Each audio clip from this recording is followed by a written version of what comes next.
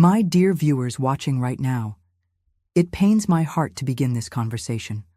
Last week, the doctor told me my time is shorter than a summer dress. Pancreatic cancer, stage 4. I won't see next summer, he said, with that face doctors make when there's no hope left.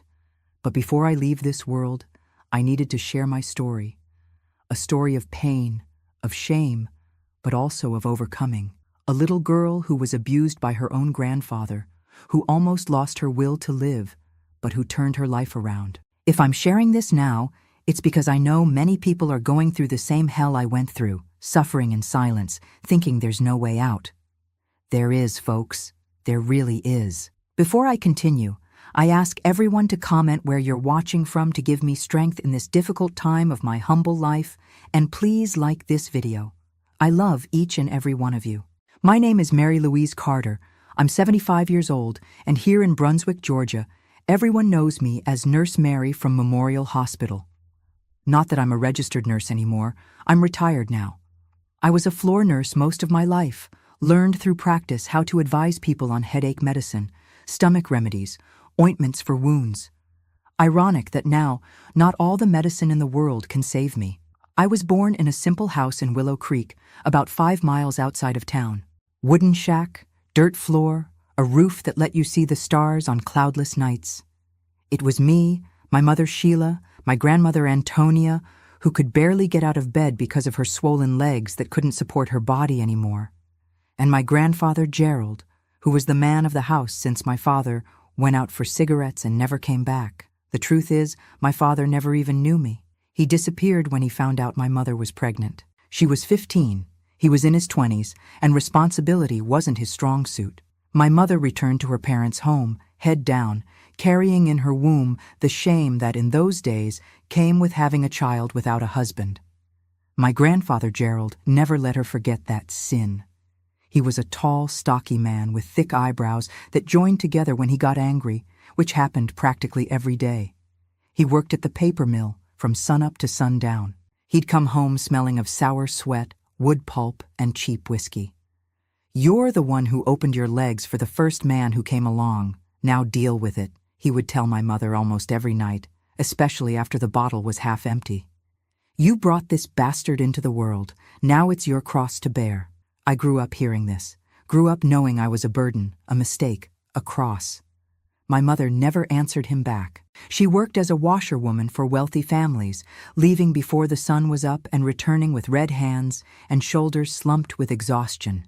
She spoke little, smiled even less. Life had taken away any will to fight back. My grandmother Antonia was more affectionate when my grandfather wasn't around. She told me stories, taught me songs, stroked my head until I fell asleep. But as soon as she heard his footsteps approaching, she'd send me to my room, lower her head, and stay quiet. "The man of the house must be respected," she would say, as if repeating a prayer someone had taught her. It was she who taught me to read, hidden from my grandfather. "Girls don't need school," he would yell when my mother talked about enrolling me. "She'll learn foolishness, get knocked up like her mother." So my grandmother taught me letters and numbers using twigs on the dirt ground in the backyard, erasing everything when he arrived. We were dirt poor. Our house had only 2 rooms. The living room that was also the kitchen, with a wood stove in one corner, a crooked table in the middle, and a bedroom where we all slept. My mother and I on a mat on the floor, my grandparents on a bed made of sticks that creaked from age. The bathroom was an outhouse made of straw in the back of the yard, with a hole in the ground that stank in summer and overflowed during the rainy season. We ate what we could, beans with cornbread most days, sometimes fish when a neighbor caught extra and shared, boiled green plantains to stave off hunger, meat only on very special occasions, or when my grandfather spent his entire week's pay on a bender and brought, in his guilt the next day, a piece of jerky to please the women. Life was hard, but as much as possible, we carried on. My mother worked more and more, taking house-cleaning jobs, laundry, whatever appeared. I helped as I could, learning from an early age to wash, iron, cook. My grandmother got worse with each winter, her legs swelling more, her breathing becoming more difficult until she rarely left the bed. And my grandfather, he was always a difficult man, loud, heavy-handed. He hit my mother for any reason. Unsalted food, poorly ironed clothes, a look he interpreted as defiance. I grew up fearing him, hiding when I heard his footsteps, trembling when his voice rose. But everything got worse when I turned 12 and my body began to change. Suddenly, the way he looked at me was different. It wasn't just anger or impatience anymore. It was something I can't quite explain, something that made me feel dirty just receiving it. He started making comments when he passed by me. "Turning into a little woman, huh?" Or, "Who would have thought you'd fill out like that?" My grandmother noticed. One day, she called me to her bed, took my hand with those gnarled, swollen fingers, and whispered, "Don't stay alone with your grandfather, my child. If he arrives and your mother's not home, go to Miss Jolene's house. Make up any excuse, but don't stay here." I didn't fully understand at the time, or maybe I didn't want to understand. But I became more careful, avoiding being at home when my mother wasn't there. I'd go to school even without supplies, staying there helping the teacher clean the classroom just to avoid returning early. On weekends, I offered to help neighbors with small children, with yards to sweep, with anything that would keep me away from home. But on a Saturday in October, I remember to this day it was Columbus Day weekend. There was no escaping.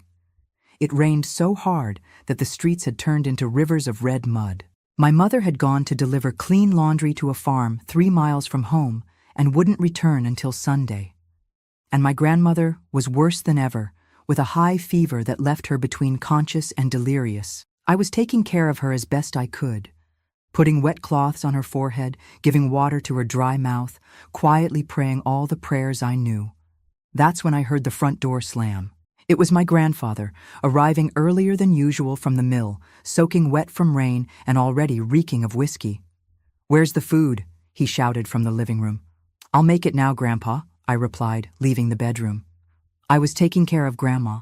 Her fever won't break. He looked at me in a way that froze me in place. "Your grandmother already has 1 foot in the grave anyway. I'm hungry and cold. I need to eat and warm up." The way he said that, the way his eyes traveled over my body, made me feel a chill that had nothing to do with the rain outside. I started to tremble, wanting to run away from there. But where to? The storm was punishing the roof. Mud was taking over everything outside. "I'll light the fire and make some cornbread," I said, trying to move away, go to the kitchen. He grabbed my arm hard. "The fire I want isn't the kind you light on the stove." What happened next was quick and yet eternal. He dragged me to the bedroom, threw me on the mat where I slept. I remember his weight suffocating me, the smell of wood pulp and sweat making me nauseous, the pain that felt like it would tear me in half. I remember screaming, begging, calling for my mother, for God, for anyone who could save me from that hell. And that's when the unexpected happened. My grandmother, that woman who could barely get up to go to the bathroom, was standing at the bedroom door. I don't know where she found the strength.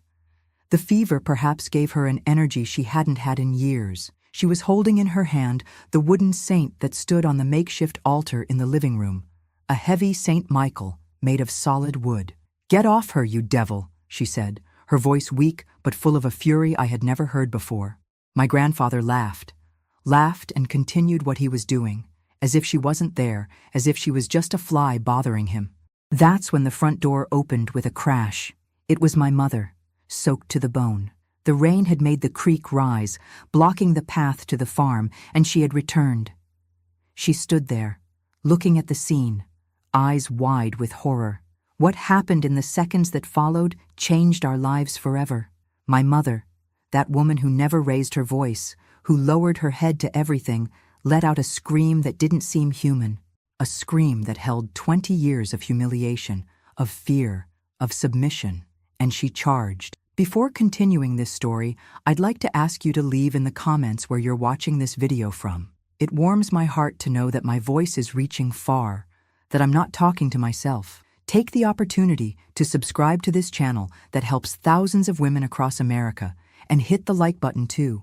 Each new notification is like a hug that this old woman receives, and in my situation, each hug is worth gold. You saw where I stopped, right? With my mother charging like a lioness protecting her cub. I'll never forget what happened next. She jumped on my grandfather's back with a strength that didn't seem like her own. that skinny woman who spent her days scrubbing clothes on washboards.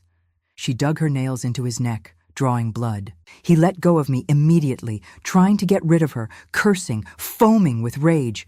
"You witch! Let go of me!" he shouted, spinning like an angry bull trying to throw my mother off his back. I crawled to the corner, pulling the remains of my torn clothes to cover myself, my whole body aching. I saw when my grandfather managed to throw my mother against the wall. She hit hard, fell to the floor, but soon got up. There was a gleam in her eyes I had never seen before. It wasn't fear anymore. It was a fury that came from somewhere else. My grandmother, still holding the wooden St. Michael, was near the door. My grandfather didn't see her there. He turned to my mother, belt already in hand. "Now you'll see what happens to a woman who meddles where she shouldn't." That's when my grandmother, that sick old lady who could barely walk, hit the saint statue on his head with a force that could only have come from God. The sound was horrible, a dry crack, like when you break a thick tree branch. My grandfather stood still for a second, as if he hadn't understood what had happened. Then he toppled sideways like a felled tree, knocking over the table on his way down. A silence fell that seemed to have no end. All that could be heard was the rain hitting the roof and our labored breathing. The three of us, me, my mother, and my grandmother, looking at my grandfather's body stretched out on the floor, a trickle of blood running from his head and mixing with the dust on the dirt floor. "Is he dead?" was all I could ask, my voice barely coming out. My mother approached him slowly, like someone approaching a snake that might be pretending to be dead. She knelt, put her hand on his neck, feeling for a pulse. Then she turned to us, her face a mixture of horror and relief. "He's still breathing, but he's bad." My grandmother let the saint fall to the floor. Her legs, already weak normally, seemed to have lost all strength. She slid down the wall until she sat on the floor. "If he recovers, he'll kill all three of us," she said, her voice firmer than I had ever heard. "Sheila, you know what needs to be done."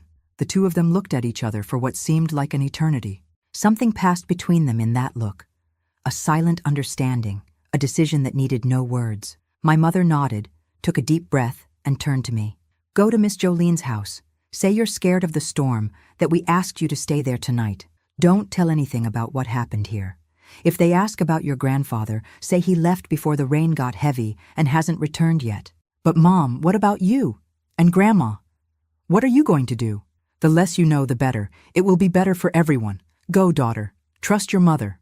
I looked at my grandmother, looking for some sign that I should stay. But she nodded, telling me to obey my mother. I ran out into the rain, not caring about the mud, about the water that soaked me to the bone. I ran as if the devil was at my heels. In a way, he was. Miss Jolene was our closest neighbor, which still meant quite a walk.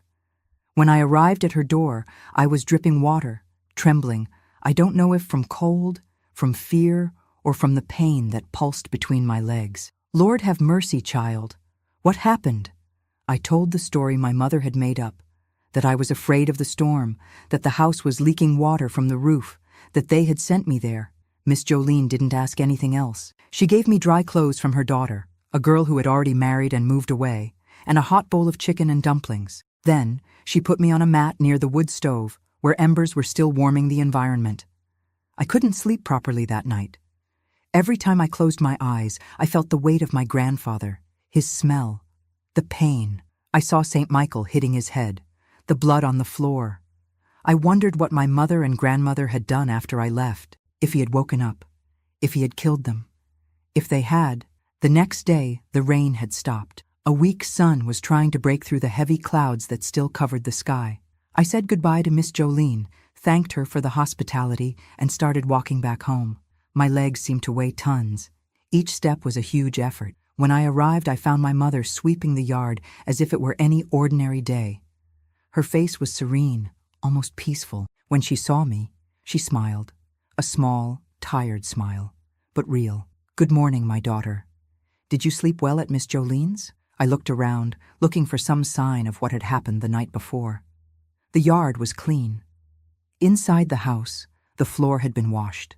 The table that had fallen was in place. There was no sign of struggle or blood, and no sign of my grandfather. "Where is he?" I asked, not brave enough to say the name. Your grandfather? He left, went away. He's not coming back. The way she said it, firm, definitive, made me understand that I shouldn't ask more questions. At least not there, not at that moment. I entered the house, somewhat suspiciously, finding all that calm strange. My grandmother was in bed, as always, her trembling hands holding a rosary. When she saw me, she motioned for me to come closer. My granddaughter, she whispered, no one is ever going to hurt you in this house again. Never again. Something in her voice, in her look, told me it was true, that my grandfather, wherever he was, would not return to torment us. We need to talk, my mother said, sitting with us in the bedroom. What happened yesterday cannot leave these walls. To everyone, your grandfather left us, just like your father did. He went away after another woman in another town. Understood? I nodded. And if they ask why he didn't say goodbye, why he didn't take his things, when a man takes it in his head to run off with another woman, he goes as he is, my grandmother completed. He leaves everything behind. That's what happened, and that's that. That same afternoon, my mother took the few clothes of my grandfather and threw them all in a bonfire she made in the backyard. She said it was to ward off bad luck.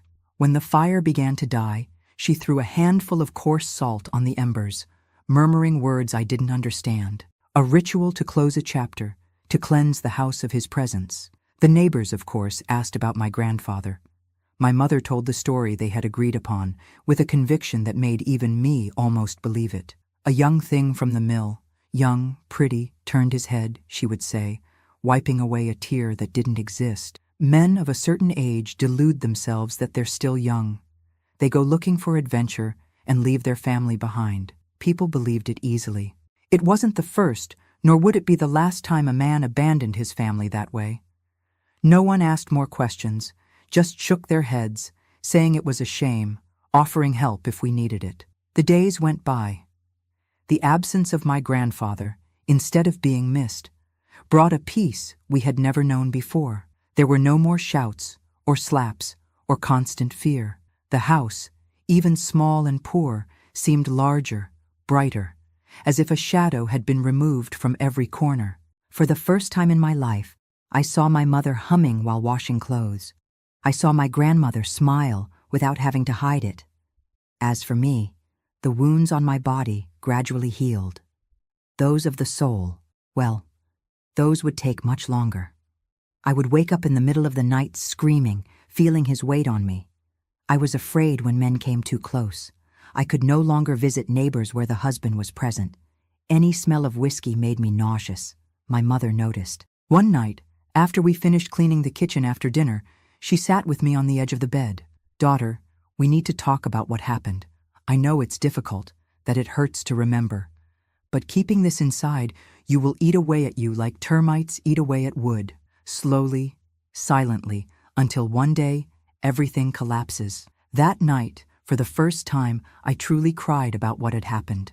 No more silent tears of fear or shame, but a loud, desperate cry that came from deep inside. My mother hugged me tightly. Let me soak her shoulder. Let me release everything that was bottled up. It wasn't your fault, she repeated, like a prayer. It wasn't your fault. He was the monster, not you. After the crying came a kind of calm, like after a storm, when the sky is still cloudy, but the rain has stopped and you can see a little piece of blue sky between the clouds. What happened to him? I finally asked. Really? My mother hesitated for a moment, her eyes fixed on some point on the wall. Your grandfather won't be back, was all she said. Not to hurt us, not to be arrested for what he did. And it's better we don't know more than that. Later, much later, years later, when I was already an adult, my grandmother told me the truth on a night of high fever when she thought she was going to die. After I left, they tried to help my grandfather. Not out of kindness, but because they didn't want to be imprisoned for murder. But he wasn't responding. They spent the night watching over the body, praying, wondering what they would do.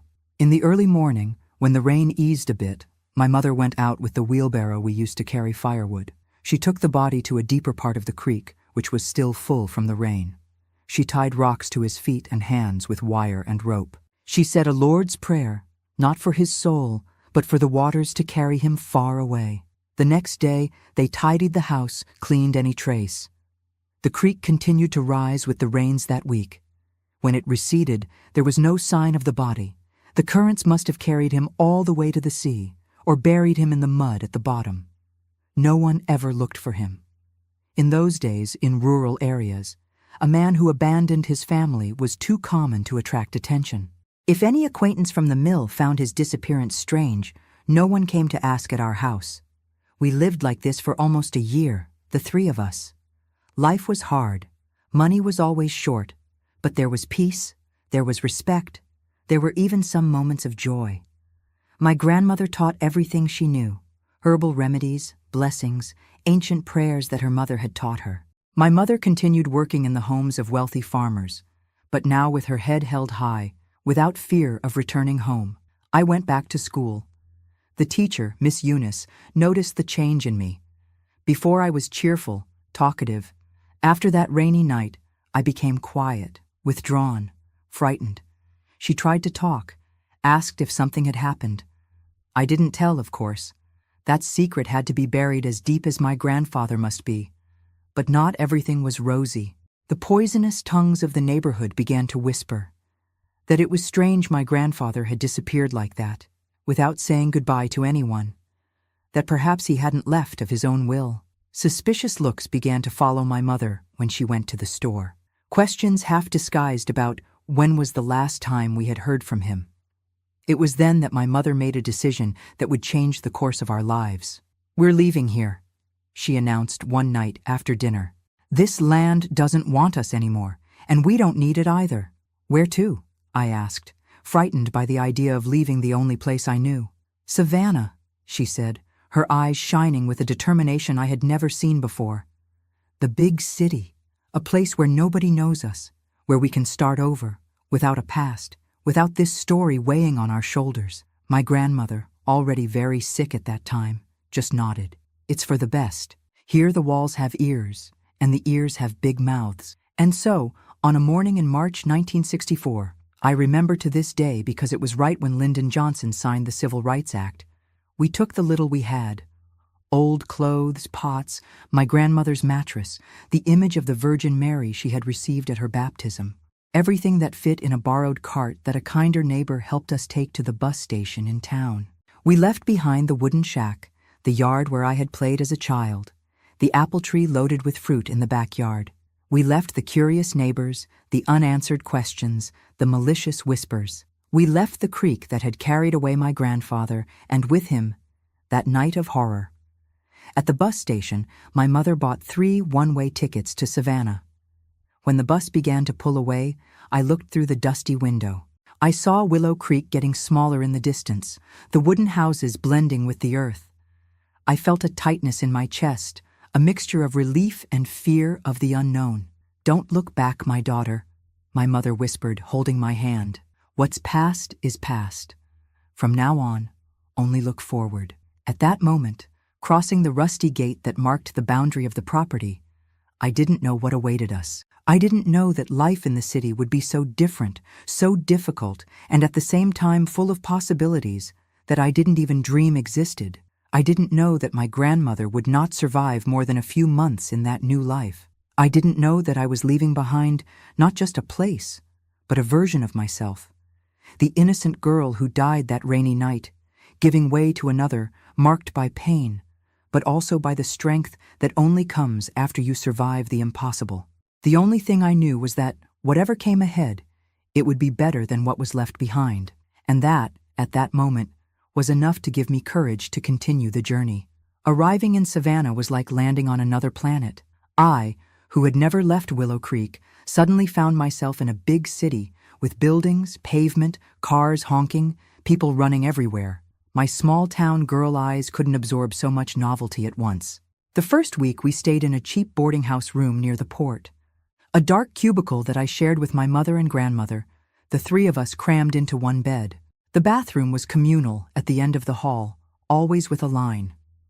The food came from a lunchbox that my mother brought from the job she found on the second day. A cleaning lady in a family home in the historic district where the rich people of the city lived. My grandmother got worse with the move. The humid air of the city, mixed with car pollution and factory smoke, punished her already weak lungs. She coughed day and night, unable to sleep.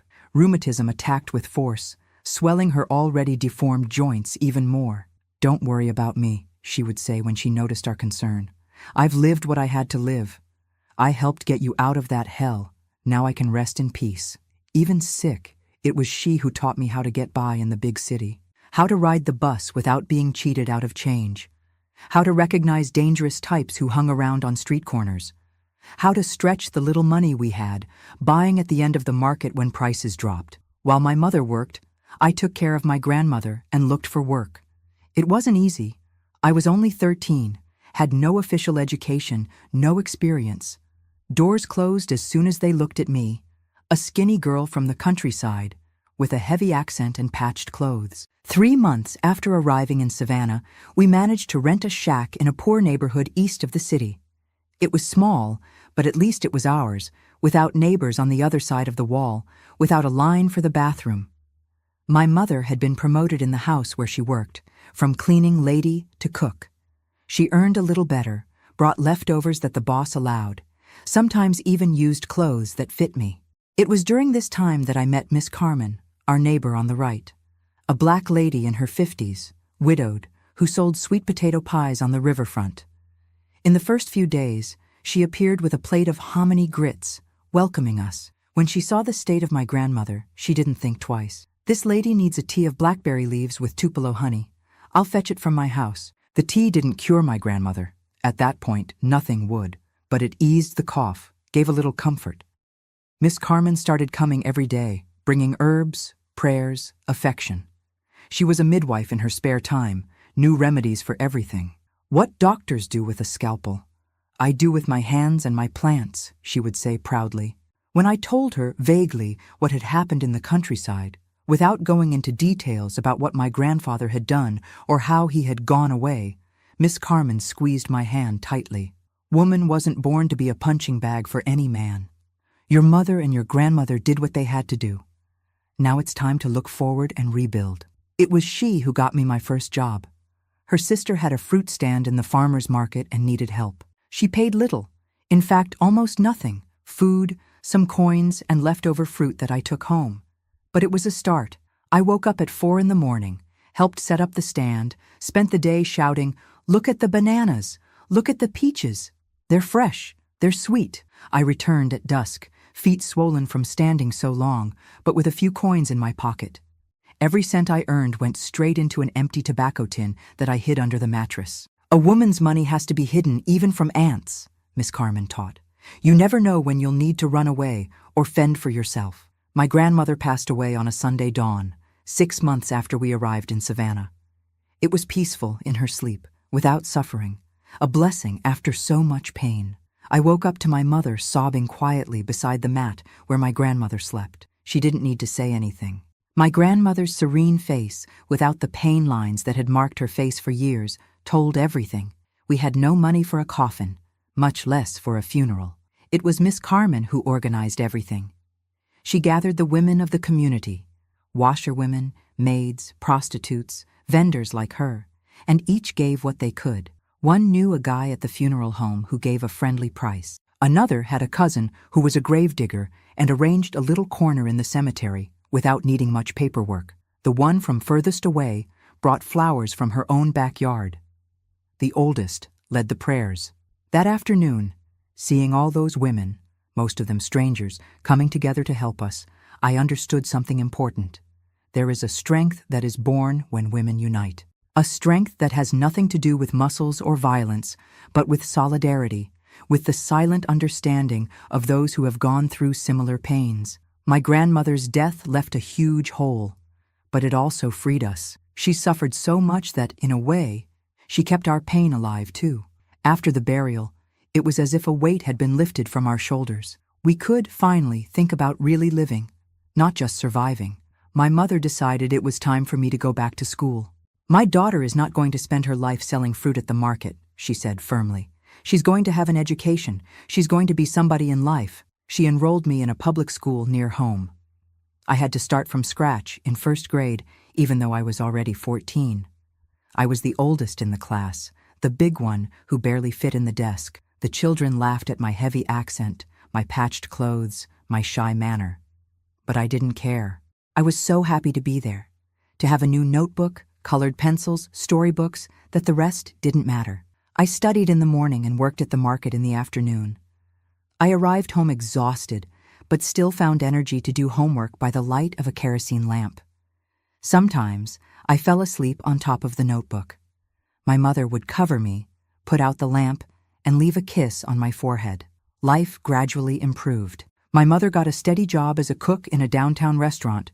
She earned better and had Sundays off. I advanced quickly in school, skipping grades. The teachers said I had a thirst for knowledge, that I absorbed everything like a sponge.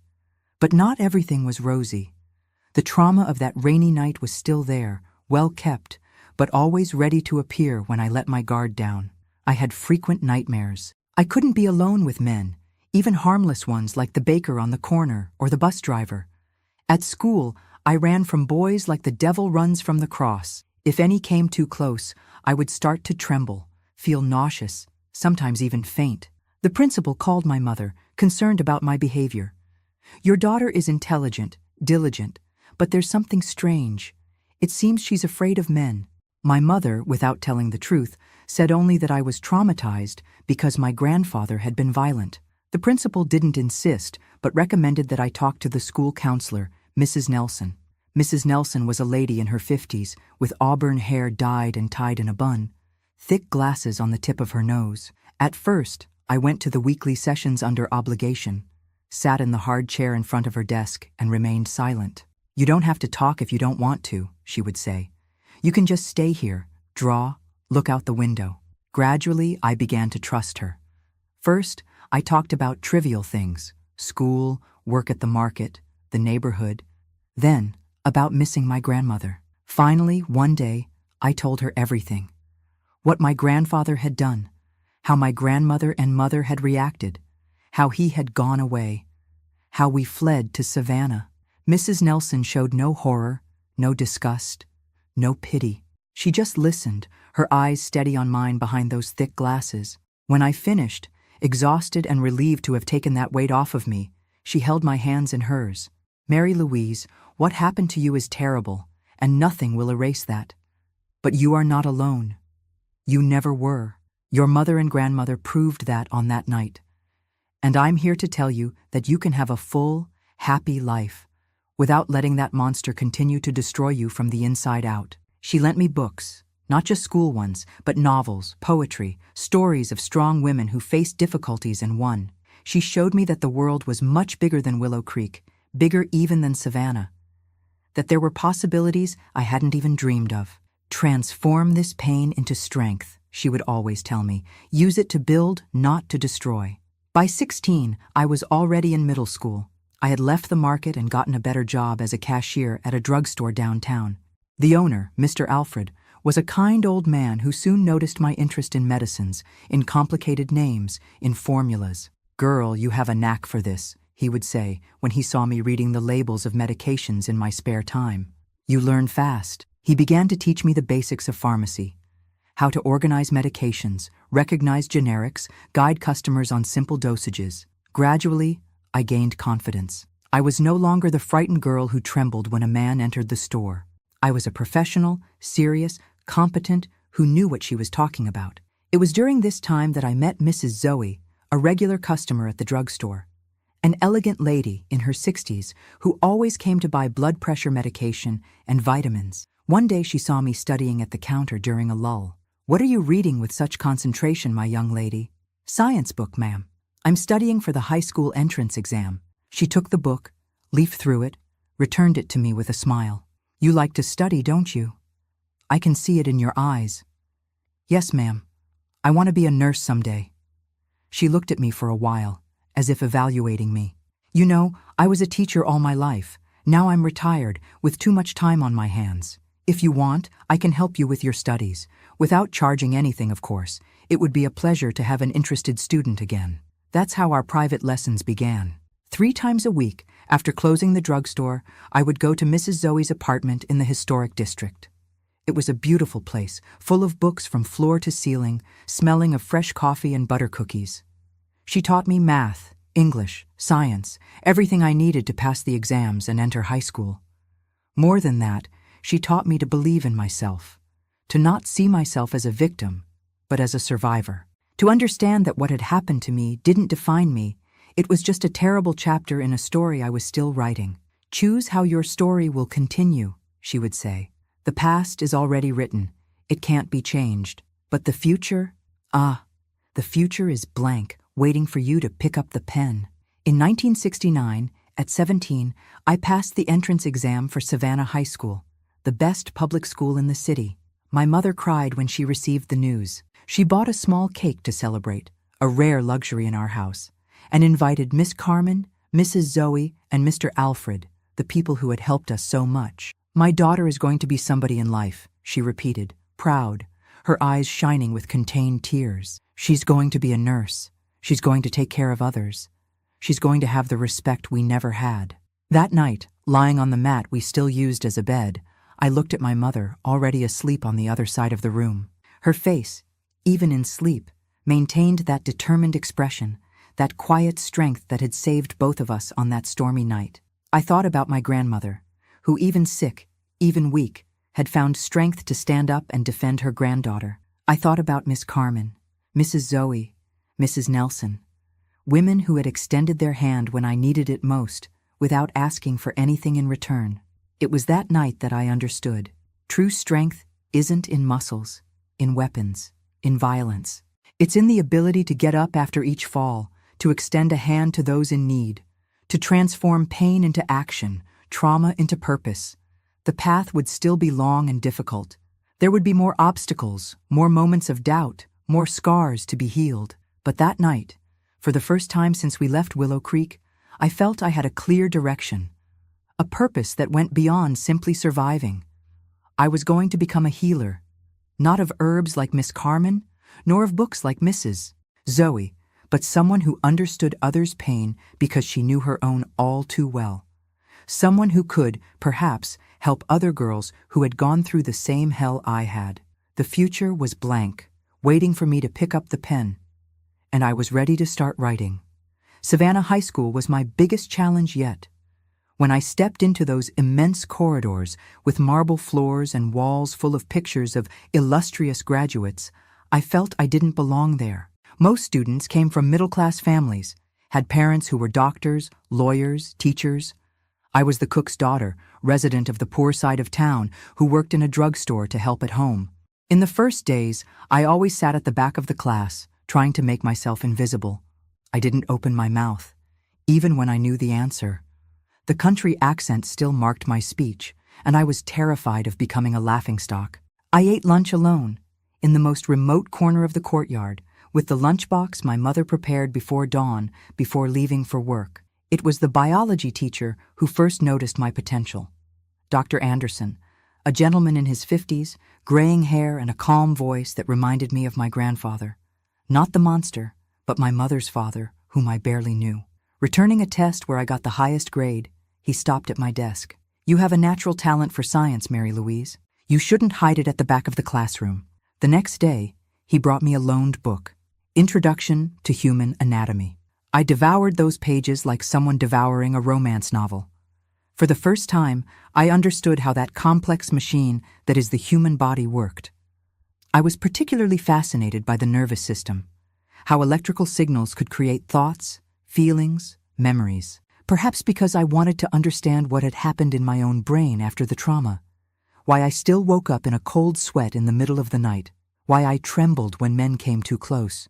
With Dr. Anderson's encouragement, I began to participate more in classes. Gradually, I gained confidence.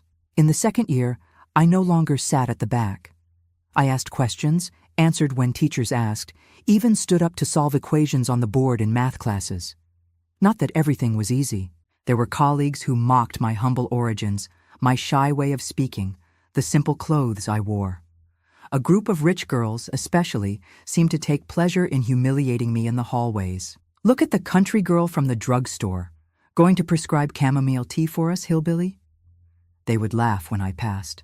At first, I would lower my head and continue on, swallowing tears. But one day, tired of being stepped on, I stopped in the middle of the corridor and faced the leader of the group, Patricia, daughter of a famous doctor in the city. You know what the difference is between you and me, Patricia? You were born with everything ready. I have to fight for every crumb. So yes, I work in a drugstore. With pride. And I'll continue rising in life while you'll continue being just daddy's girl. The entire corridor went silent. Patricia, red with anger or shame, I never could tell which, turned her back and left. After that day, they didn't mess with me anymore. We didn't become friends, of course, but at least I gained a silent respect. In 1971, I finished the first year of high school with the best grades in the class. Mr. Alfred, seeing my growing interest in pharmacy, began to teach me more advanced things. How to prepare simple ointments, cough syrups, herb tinctures. I mixed the scientific knowledge I learned in school with the folk wisdom I had inherited from my grandmother and learned from Miss Carmen. Customers began to seek me out specifically, trusting my advice. My mother was radiant with my progress.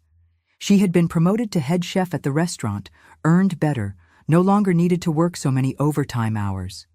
We managed to move from the east side to a slightly better neighborhood, South Side. It was just a one-bedroom apartment, but it had a bathroom inside the house, a luxury we had never had, and was closer to downtown, making it easier to commute to work and school. It was during this time that I met Charles. He was a medical student in his third year and frequented the drugstore to buy material for practical classes: alcohol, gauze, basic medications. At first, I could barely look him in the eyes. Even after years, I still had a dread of young men, especially those who showed any interest in me. But Charles was different. Polite, respectful, he always maintained an appropriate distance, never made inappropriate comments. When he noticed my interest in medicine, he began to bring used books from the subjects he had already completed. "You understand more about this than many of my college colleagues," he commented one day, after hearing me explain to an elderly customer how to properly take blood pressure medications. Gradually, a cautious friendship was born. We talked about medications, diseases, treatments. He told me interesting cases from the university hospital where he did his internship. I shared the herbal knowledge I had learned from my grandmother and Miss Carmen. My mother, always suspicious of any man who approached me, made a point of meeting him. She invited him for coffee at our home on a Sunday. She prepared cornbread, put the embroidered tablecloth on the table, a gift from her former employer, kept an eye on his every move. "I liked him," she declared after Charles left. "He has respect in his eyes." Coming from my mother, who had learned in the worst way to distrust men, that was the highest compliment possible. In 1972, I finished high school. Graduation was a moment of glory. Me, daughter of a domestic worker, without a father, coming from the countryside, receiving an honor roll diploma as the best student in the class. From the audience, my mother cried silently, too proud even to applaud. Beside her, Mrs. Zoe, Miss Carmen, Mr. Alfred, and to my surprise, Charles, who made a point of bringing flowers. The dream of medical school still seemed too distant. It was very expensive. Even public universities were difficult to get into, and I needed to work. But there was another path, the nursing technical course at the university hospital. It required only a completed high school and had the advantage of being in the evening, allowing me to continue working at the drugstore during the day. I took the test, passed in first place. When classes began in March 1973, I was already 21 years old, much older than most of my classmates, girls of 17, 18 years freshly out of high school. I also had more practical experience because of my work at the drugstore, which gave me a certain advantage. The course was demanding. Theoretical classes at night, internships on weekends. I slept little, studied on the bus, during work breaks, in any gap I could find.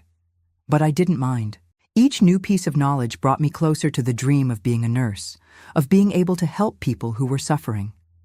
In the second year of the course, I began interning in the gynecology and obstetrics ward. It was there that I found my true calling. Caring for women, especially the most vulnerable, gave me a purpose that went beyond the profession. It was as if each pregnant teenager I welcomed, each woman victim of violence I comforted, was a piece of the girl I once was, needing the help that no one could give me. One case in particular deeply marked this phase. A 14-year-old girl, 7 months pregnant, arrived at the hospital with clear signs of beating. The husband, a man of almost 40, had bought her from her father for a motorcycle and a sack of flour back in the countryside. When she tried to escape, he beat her until she nearly died. The doctor on duty, Dr. Teresa, a woman of strong temperament and sharp tongue, was furious when she saw the state of the girl. She expelled the husband from the room with shouts, threatened to call the police, did everything to protect the patient. I was amazed by her courage, her determination to defend that girl. After they stabilized the girl and admitted her for observation, Dr. Teresa called me to her office. "You have a knack for this, Mary Louise. I saw how you took care of that girl, how you managed to calm her when no one else could." "I was just doing my job, doctor. You did more than that. You have something special, true empathy. That's not taught in any college." It was she who encouraged me to specialize in caring for women victims of violence. At the time, this formal specialization didn't even exist. But she guided me, lent me books, allowed me to accompany delicate cases that came to the hospital. In 1975, I graduated from the technical course, once again with honors. I was 23 years old and had a job offer at the university hospital itself, in the gynecology and obstetrics ward, of course. The salary wasn't the best, but it had a signed work card, health insurance, stability. My mother and I could finally realize a dream, to buy a small house of our own in the South Side neighborhood. 2 bedrooms, living room, kitchen, a small backyard where she planted herbs and seasonings, reminiscent of the countryside we had left behind. Charles also graduated that year. He was now in his internship, the last stage before becoming a real doctor. We remained friends, increasingly close. He came to dinner at our house frequently, brought books. We talked about difficult cases, about the challenges of the profession. One day, after one of these dinners, when I was accompanying him to the gate, he held my hand. It was the first time we had any physical contact beyond a formal handshake. I almost pulled my hand back, in an automatic reflex of years of fear. But something made me stay. "Can I ask you a question, Mary Louise?" he said, his voice low in the warm night of Savannah. "Of course. Why do you never let me get close? I don't just mean physically. You maintain a distance, a barrier that I can't cross." I felt my heart race. In 5 years of friendship, I had never told him about what happened in Willow Creek, about my grandfather, about the rainy night, about the trauma I still carried. "It's a very long story," I replied, looking away. "I have all the time in the world." And there, sitting on the small wall in front of my house, under a starry December sky, I told him everything. For the second time in my life, the first had been with Mrs. Nelson. I opened that box locked with 7 keys inside me. I spoke of the abuse, of my mother's and grandmother's reaction, of the escape to Savannah, of the invisible scars I still carried. When I finished, I was exhausted, as if I had run a marathon. I couldn't look at him, afraid of what I would see in his eyes: disgust, pity, disappointment. Charles remained silent for a time that seemed eternal. Then, with infinite gentleness, he took my hand again. "Thank you for trusting me enough to tell me this," he said simply. "I will never do anything that hurts or scares you. I will never cross boundaries you don't want crossed. I just want to be by your side, at your pace, in the way you need." That night, something broke inside me. Not in a bad way, but like a dam that breaks and releases long-held waters. I cried as I hadn't cried since my grandmother's death. I cried for the girl I had been, for the lost innocence, for the stolen time. Charles just stayed there, holding my hand, without trying to hug me, respecting my space, my rhythm, understanding, as few would understand, that for someone with a trauma like mine, even a well-intentioned hug could be an invasion. From that night on, our relationship changed. It didn't immediately turn into dating. I wasn't ready yet, but the barrier had fallen. I no longer needed to pretend to be strong all the time. I didn't need to hide my scars. For the first time, I was with someone who knew everything and still looked at me with respect, with admiration, even. Time passed. I worked at the hospital. Charles graduated and began his residency in pediatrics. We saw each other whenever our schedules allowed. Sometimes we had dinner together in the hospital cafeteria, exhausted after long shifts. Other times, we walked along Tybee Beach on the rare days off that coincided. It was a slow process, full of ups and downs. There were days when I could hold his hand without trembling, others when the mere thought of intimacy left me in panic. Charles never pressured, never demanded, always respected my pace. In 1977, after almost 2 years of this friendship, that was already more than friendship but still had no name, he officially asked me to be his girlfriend. He had finished his residency, been hired as a pediatrician at the same hospital where I worked.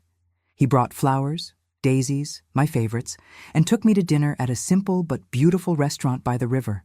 "You don't have to answer now," he said, after making the request. "I know it's a difficult step for you. Think carefully." I didn't need to think.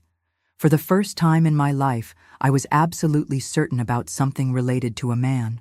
"Yes," I answered, surprising us both with the quickness of the response. "But you'll have to be patient with me, very patient." He smiled in that calm way that only he had. "Patience is what I don't lack, Mary Louise. I waited almost 5 years just to be able to hold your hand without you trembling. I can wait as long as it takes for the rest." Our courtship was a healing process for me. Each small gesture of affection, a kiss on the forehead, intertwined fingers, a brief hug, was a victory over trauma. Each barrier I managed to break down was celebrated, not as a concession I made to him, but as a liberation I conquered for myself. My mother, always protective, took time to fully accept the relationship. It wasn't because of Charles. She had liked him from the beginning. It was because of the fear of seeing me hurt again, of seeing me relive the trauma. "Men are treacherous creatures, my daughter," she would say when we were alone. "They seem tame, but can change at any moment. Your grandfather wasn't always that monster either. In the beginning, he was even affectionate with your grandmother, from what she told me. Charles is different, Mom." "I know it here inside," I would respond, pointing to my heart. "And if he's not, you yourself taught me to be strong. I'm no longer that frightened girl from Willow Creek." In 1978, after a year of dating, we got engaged. It was a simple ceremony, at home, just with our closest friends. Miss Carmen, now quite elderly, but still making the best sweet potato pies in the city. Mrs. Zoe, who had become almost a second mother to me. Mr. Alfred, who closed the drugstore early, especially for the occasion. Charles gave me a simple ring, what he could afford with his still modest salary as a newly graduated doctor. But to me, it was worth more than any diamond. It represented not just a commitment between us, but my own victory over the past. That same year, I managed to fulfill another dream, entering nursing school.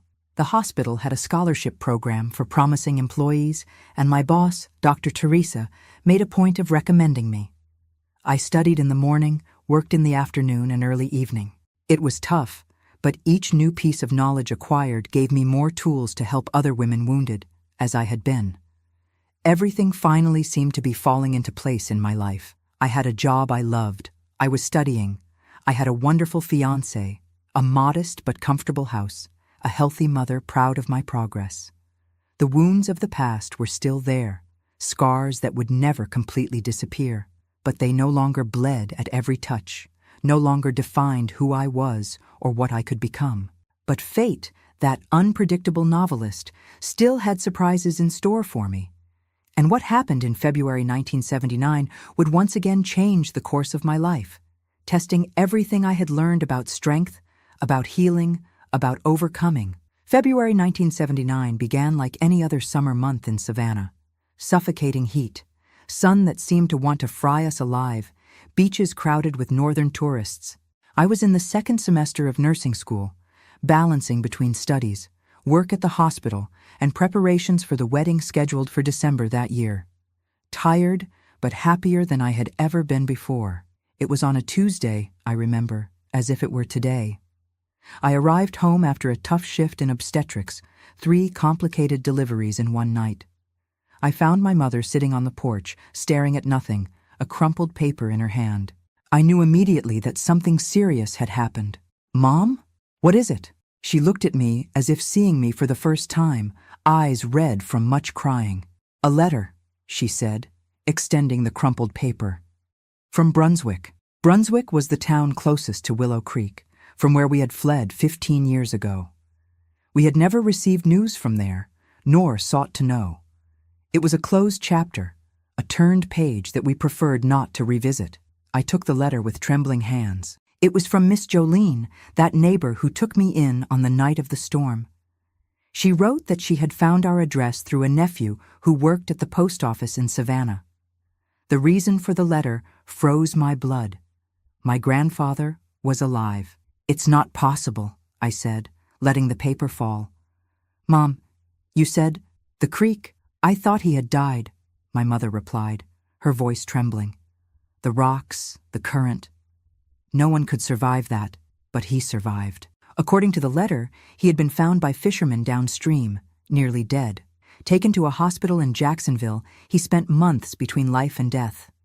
The blow to the head had caused permanent damage, memory loss, difficulty speaking, paralysis on the right side of the body. He's coming back," my mother continued, the terror evident in every word.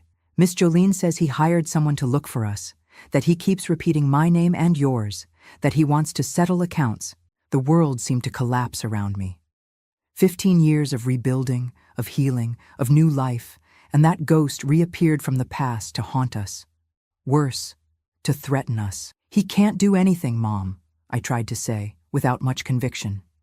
"He's old, sick, and if he comes, we'll report him. Now we're not just two women alone in an isolated countryside. You don't understand." She shook her head. "It's not just what he can do. It's what he can say." About that night, I understood her fear. Even in self-defense, even protecting her daughter, she would have difficulty explaining what happened afterward. The body in the creek, the escape, the lie we had maintained for so many years. And me, about to graduate, engaged to a respected doctor. How would my reputation hold if everything came to light? That same night, I told Charles everything.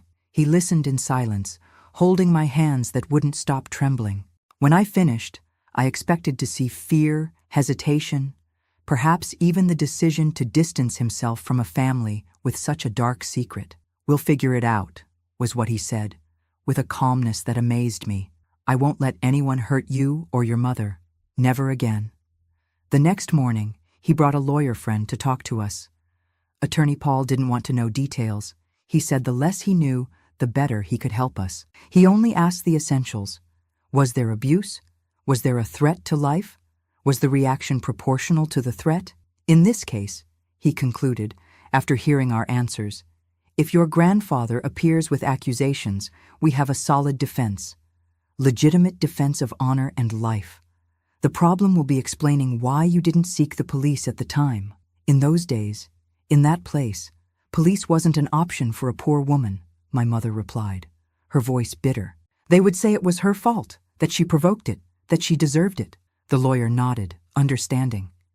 "Let's hope it's just a delusion of a sick old man, and that he never appears. But if he does, call me immediately." The following weeks were of constant tension. Each knock on the door, each unfamiliar face on the street, left us on alert. My mother could barely sleep, startling at any noise. I returned to having the old nightmares, waking up sweaty in the middle of the night, reliving the terror of that rainy night. Charles was my rock during this period. He started sleeping at our house frequently. In the guest room, of course, respecting the customs of the time.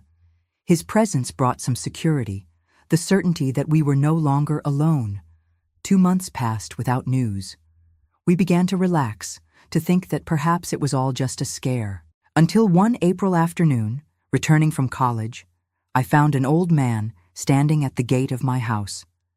Old, thin, leaning on a cane, the right side of his face drooping in an evident paralysis. For a second, I didn't recognize him. Time and disease had completely transformed that tall, strong man who populated my nightmares. "Mary Louise," he said, his voice pasty, difficult to understand. "My granddaughter." I froze in place. The world seemed to stop spinning. There he was, the monster of my nightmares, the shadow that had darkened my childhood, the man who had destroyed my innocence. But now he was nothing more than a sick old man, almost defenseless. "What do you want?" I managed to ask, my voice trembling less than I expected. To talk.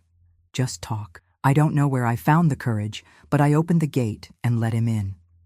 Perhaps it was the security of being on my territory, in my house, an adult, and no longer a defenseless child. Or perhaps it was simply the need to close that chapter once and for all.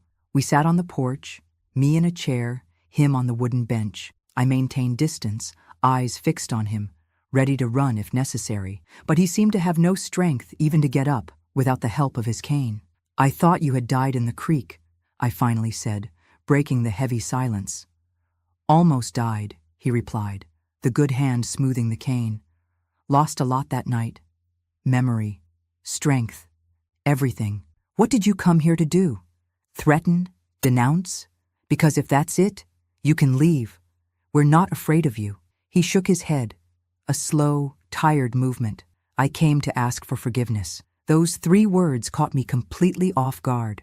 Of all the things I imagined he might say, that had never crossed my mind. "Forgiveness?" I repeated, incredulous. "You think a simple forgiveness erases what you did? What you tried to do to me? The hell you put my mother and grandmother through?" "No," he replied, his eyes fixed on the ground. "Nothing erases it. I know that." "Then why did you come?" "Because I'm dying." He coughed, a harsh, painful sound. "Lung cancer. Few months, the doctor said. I didn't want to go without saying, without asking." I remained silent, observing that broken man in front of me. The hatred I expected to feel didn't come. In its place, a strange mixture of pity and indifference. He no longer had power over me. He was just an old man dying, loaded with late remorse. "I can't forgive you," I finally said. "Nor do I have that right. Forgiveness would have to come from the girl I was that night, and she doesn't exist anymore. You killed her." He nodded slowly. "I understand. What you did has no name, has no excuse, has no forgiveness. I know. If you came to clear your conscience before dying, I'm sorry. I can't give you that peace." He raised his eyes to me for the first time. "I don't deserve peace. I just came because I needed to say it. For you to know that I recognize the monster I was." We remained silent for a time that seemed eternal. The sun was setting on the horizon, painting the porch with orange tones. From inside the house came the smell of dinner my mother was preparing, unaware of the visit we had. "My mother can't see you here," I finally said. "It would be too much for her." "I didn't come for her. I came for you." He made an effort to get up, leaning heavily on the cane. "I won't bother you anymore. I just wanted you to know that I never accused you. When they asked me what had happened, I said I fell in the creek. Drunk. My fault." I didn't answer. I accompanied him to the gate, keeping my distance, like someone escorting an intruder out of the house. Before leaving, he turned one last time. "You look like your grandmother," he said, his voice almost a whisper. "She was always stronger than me." And so, he went away, dragging himself along the sidewalk, leaning on his cane, a pathetic figure that in no way resembled the monster of my nightmares. I stood watching until he turned the corner and disappeared, a mix of contradictory emotions crossing me like waves. I didn't tell my mother about the visit. She had suffered too much. She didn't need this ghost resurfacing in her life. I told only Charles, who hugged me in silence while I cried, not from pain or fear, but from relief. A cycle that was closing, an old wound that, even never completely healing, finally stopped bleeding. 3 months later, we received the news. My grandfather had died in a charity hospital in Jacksonville. Alone, without family, without anyone to hold his hand in the final moments.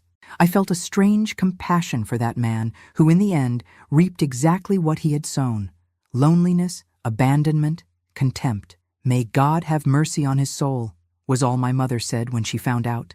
Because I can't. Life continued its course. I graduated from nursing school in June 1982 at 30 years old. It was a day of immense pride. Me, daughter of a domestic worker, granddaughter of a mill worker, now a graduated nurse. My mother cried throughout the entire ceremony, holding tightly to Charles's hand, whom she already considered as a son. We married in December of the same year, in a simple ceremony at St. John's Episcopal Church in downtown Savannah. I, who thought I would never be able to trust any man, was now taking a step that seemed impossible years ago. It wasn't easy. The intimacy of marriage brought challenges that only someone who has gone through trauma like mine can understand. But Charles, with his infinite patience, his constant respect, never pressured me, never made me feel guilty for the difficulties. In 1984, we were blessed with the birth of our daughter, Antonia, named in honor of my grandmother, who had the strength to stand up that night, even while sick, to defend me. And in 1986, our son, Peter, came, completing our family. I continued working at the hospital, but now with a special focus on a project I helped create, a center for caring for women and children victims of sexual violence. It was pioneering work at the time, when little was talked about these issues, when the blame still fell on the victims. My personal experience, which for so many years was an open wound, now transformed into an instrument to heal other wounds. My mother lived with us until the end, helping to raise the grandchildren, finally enjoying the peace and security she deserved all her life. She passed away peacefully in 1998, at 72 years old, victim of a massive stroke. Until her last day, she maintained that silent strength, that dignity that not even the worst moments could take from her. The years went by. The children grew up, followed their paths. Antonia became a doctor like her father. Peter chose law, specializing in defense of women victims of violence. Both know my story. I decided there would be no secrets, not in this new generation. That they would understand, from an early age, the value of respect, of consent, of dignity. Charles and I grew old together, seeing grandchildren being born, building a life that, despite the scars at the start, was rich in love and achievements. He retired in 2005 after years dedicated to pediatrics. I continued for a few more years until fatigue and age made me stop as well. And now, at 75 years old, this same destiny that took so many turns in my life presents me with its last challenge, the pancreatic cancer that in a few months will take me away. It's ironic that it's the same disease that killed my grandfather so many years ago. As if somehow our destinies were tied by an invisible thread that neither time nor distance could cut. But unlike him, I don't leave alone. I have my family around me. The love of my husband who grew old with me, my children, my grandchildren. I have the clear conscience of someone who, despite the wounds, chose not to become a wound. Of someone who transformed pain into purpose, trauma into strength to help others. If I tell this story now, it's not to cause pity, nor to receive praise for a strength that, honestly, I don't know where it came from. I tell it because I know that out there, perhaps watching this video at this exact moment, there are girls and women going through the same hell I went through, suffering silently, thinking there is no way out, that they don't deserve better, that it's their fault. To you, my dears, I want to say, there is a way out. There is a new beginning. There is healing. Not complete, perhaps, but enough to build a dignified, happy, full life. It's not easy, it's not quick, it's not magical. It's a process of days, months, years, sometimes a lifetime. But it's possible. I am living proof of that. As I prepare to leave this world, I take with me the certainty that, despite everything, I managed to bloom in a terrain that was made only of thorns. I managed to transform poison into medicine. The frightened girl from Willow Creek, the teenager who arrived in Savannah with nothing but the clothes on her back and the scars on her soul, managed to become a woman, a mother, a professional, a person who, I dare say, made a difference in this world. If this story touched your heart, please leave your comment, like this video, and subscribe to the channel. Each new subscription is an encouragement for other women like me to find the courage to share their stories, to break the silence that protects abusers and blames victims. Our Grandparents' Tales channel is dedicated to bringing stories like mine to light, giving voice to the elderly who have lived through hard times and have wisdom to share. My time here is ending, and I say goodbye with a feeling of mission accomplished. The wounds that not even time could completely erase served for something greater, to show that it is possible to bloom even among thorns, that the worst abuse, the worst violence, the worst betrayal does not define who we are unless we allow it. And I never allowed it.